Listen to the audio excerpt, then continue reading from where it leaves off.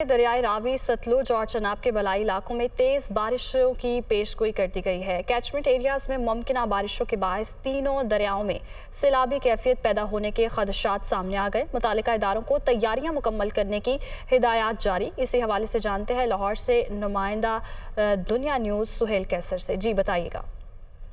देखें, इस साल तो मानसून जो है वो ख़त्म होने का नाम ही नहीं ले रहा कि अब के एक और सिस्टम जो है वो प्रिवेल कर रहा है। बे ऑफ बंगाल से उठने वाला ये सिस्टम ज़्यादातर तो अफेक्ट करेगा भारतीय रियासतों हिमाचल प्रदेश और उसके साथ साथ पंजाब को, लेकिन हम पर इसके असरात कुछ इस तरह से पड़ेंगे कि हिमाचल और पंजाब के जिन इलाकों में ये सिस्टम तेज़ बारिशें बरसाएगा वो तमाम दरिया चनाब, सतलुज और दरिया रावी के कैचमेंट एरियाज़ हैं और वहाँ पर इन कैचमेंट एरियाज़ में तेज़ बारिशों की जो पेशगोई की गई है तो इसके पेश नज़र कुछ ऐसे खदशात भी सामने आए हैं कि इन तीनों दरियाओं में पानी के बहाव में तेज़ी आ सकती है और इससे मुल्हिका जो नदी नाले हैं उनमें कोई सैलाबी कैफियत पैदा होने के खदशात भी ज़ाहिर किए गए हैं। अगर तो बहुत तेज़ बारिशें नहीं होती तो वो जो पानी है वो इन डैम्स में स्टोर कर लिया जाएगा, लेकिन ज़्यादा तेज़ और ज़्यादा दौरानिए के लिए अगर बारिशें होती हैं तो फिर ऑब्वियसली उन डैम्स में अगर कैपेसिटी से ज़्यादा पानी आएगा तो उनको लामहाला दरियाओं में भारत को छोड़ना पड़ेगा।